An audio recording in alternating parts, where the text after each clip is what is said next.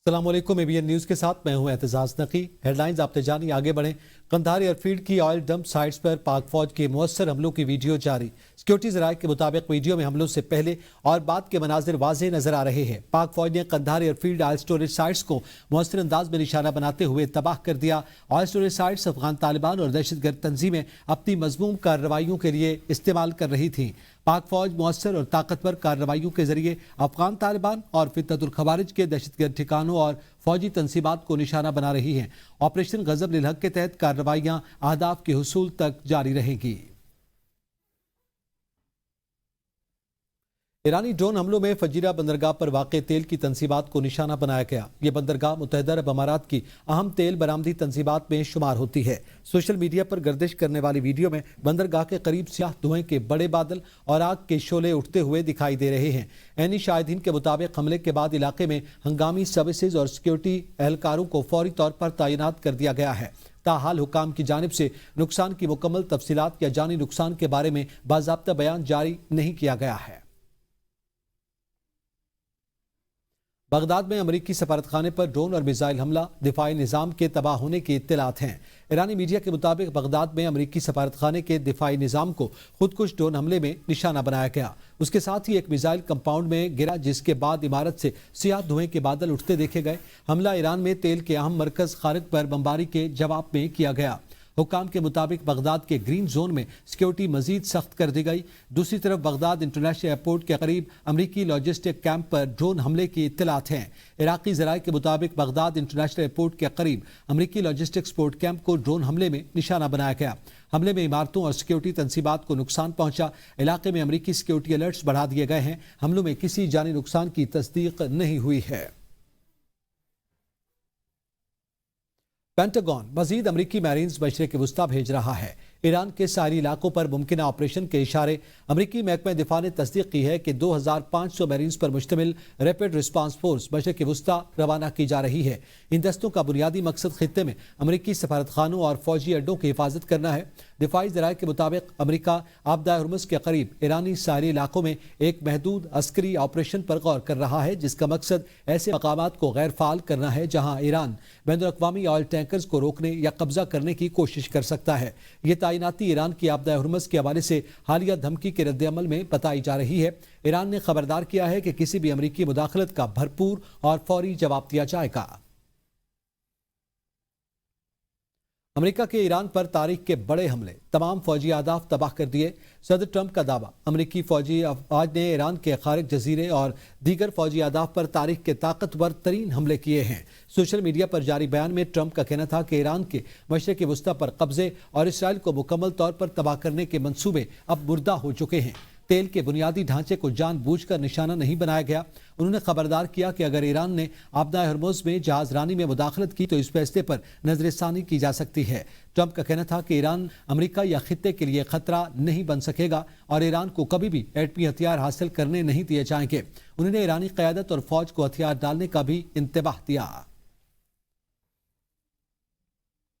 ईरानी सदर मसूद पेज़ेश्कियान आज अवाम के दरमियान मार्च करते हुए नजर आए। सदर मसूद पेज़ेश्कियान एक अवामी इज्तिमा में शरीक हुए और शहरियों के साथ सड़कों पर मार्च किया। शहरियों ने उनका इस्तकबाल किया और नारे लगाए। सदर ने अवाम के साथ यकजहती का भी इजहार किया। उन्होंने मोटरसाइकिल की सवारी भी की। आलमी मईशत में हलचल, आपदा हुर्मुज़ से गुजरने वाले ऑयल टैंकर्स के लिए ईरानी शर्त अदायगी डॉलर की बजाय चीनी करेंसी में करने की तजवीज़। अमरीकी मीडिया के मुताबिक ईरान आपदा हुर्मुज़ से महदूद तादाद में ऑयल टैंकर्स को गुजरने की इजाज़त देने पर गौर कर रहा है। शर्त यह हो सकती है कि तेल की तिजारत अमरीकी डॉलर की बजाय चीनी करेंसी युआन में की जाए। एक ईरानी अहदेदार के मुताबिक यह मंसूबा तेल बरदार जहाज़ों की आमद-ओ-रफ्त को कंट्रोल करने की नई हिकमत अमली का हिस्सा है। दुनिया भर में तकरीबन 80% तेल की तिजारत डॉलर में होती है। अगर ईरान ने यह कदम उठाया तो यह आलमी तेल की तिजारत में अमरीकी डॉलर की बालादस्ती के लिए बड़ा चैलेंज बन सकता है। आलमी मंडी में खाम तेल की कीमतें पहले ही $100 फी बैरल से तजावुज कर चुकी हैं। चीन ने ऐलान किया कि वो ईरान में बच्चियों के एक प्राइमरी स्कूल पर अंधाधुंध मिसाइल हमले में शहीद होने वाली तालिबात के वालिदैन को अतिया देगा। बीजिंग की वजारत खारजा ने कहा कि चीनी रेड क्रॉस सोसाइटी ने ईरानी हिलाल अहमर सोसाइटी को हंगामी इंसानी बुनियाद के तौर पर इमदाद देकर खासतौर पर शहीद तालिबात के वालिदैन से ताज़ियत और मुआवजे के लिए अतिया करेगी। وزارت کے ترجمان گوجیاکون نے اس مہلک حملے کو بین الاقوامی انسانی قانون کی سخت خلاف ورزی قرار دیا۔ گوجیاکون نے بتایا کہ سکولز اور بچوں پر حملے بین الاقوامی انسانی قانون کی سنگین خلاف ورزی اور انسانی ضمیر اور اخلاقیات کی زیریں سطح سے بھی کم ہے۔ حزب اللہ کا اسرائیل کے خلاف طویل جنگ کی تیاری کا اعلان۔ لبنان کی مزاحمتی تنظیم حزب اللہ کے رہنما نعیم قاسم کا کہنا ہے کہ تنظیم نے خود کو اسرائیل کے خلاف طویل جنگ کے لیے تیار کر لیا ہے۔ ٹی وی خطاب میں انہوں نے کہا کہ اسرائیل کو جنگ کرنے کے میدان میں حیرت کا سامنا کرنا پڑے گا۔ 2 مارچ سے حزب اللہ اور اسرائیل کے درمیان حملوں کا تبادلہ جاری ہے۔ حزب اللہ نے ایرانی رہبر اعلیٰ آیت اللہ علی خامنائی کی شہادت کے بعد اسرائیل پر فضائی حملے کیے، جبکہ اسرائیل کا کہنا ہے کہ وہ لبنان میں حزب اللہ کے ٹھکانوں کو کامیابی سے نشانہ بنا رہا ہے۔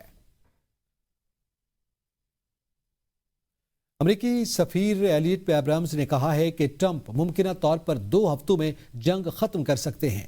ایران میں جاری جنگ ختم کرنے کے لیے ٹرمپ کے پاس 2 اختیارات ہیں۔ امریکی ٹی وی کو دیا گئے انٹرویو میں سابق امریکی سفیر ایلیٹ ابراہمز نے کہا کہ یا تو حکومت کے خلاف کسی قسم کی بغاوت ہوگی یا 1-2 ہفتوں میں صدر ٹرمپ اعلان کر دیں گے کہ جنگ ختم ہو رہی ہے۔ انہوں نے مزید بتایا کہ جنگ خاتمے پر کہا جائے گا کہ ہم نے جو اہداف طے کیے تھے وہ مکمل ہو گئے ہیں اور اب یہ ختم ہو چکا۔ زیادہ امکان یہی ہے کہ وہ بس جنگ ختم کر دیں گے۔ راولپنڈی کے علاقے دولتالہ میں گیس لیکیج کے باعث زوردار دھماکے سے 4 مکانات تباہ ہو گئے۔ حادثے میں 24 سالہ خاتون جاں بحق اور ایک ہی خاندان کے 4 افراد شدید جھلس گئے ہیں۔ زخمیوں کو تشویشناک حالت میں کھاریاں برن سینٹر منتقل کر دیا گیا۔ پولیس اور ریسکیو ٹیمیں موقع پر پہنچ کر امدادی سرگرمیوں میں مصروف ہیں۔ اپر کوہستان مالیاتی اسکینڈل میں گرفتار نجی کمپنی کے مالک کو پشاور کی احتساب عدالت نے جوڈیشل ریمانڈ پر جیل بھیج دیا۔ ملزم کو احتساب عدالت کے جج محمد ظفر کے سامنے پیش کیا گیا۔ تفتیشی افسر نے عدالت میں موقف اختیار کیا کہ ملزم شیر علی ایک نجی انٹرپرائز کمپنی کا مالک ہے۔ ملزم کے اکاؤنٹ میں 46 ملین روپے کی ٹرانزیکشنز ہوئی ہیں۔ ٹرانزیکشن مرکزی ملزم قیصر اقبال کے اکاؤنٹ سے ہوئی۔ ملزم کے ریکارڈ سے پتہ چلا کہ مذکورہ پیسے ملزم نے آگے منتقل کیے ہیں۔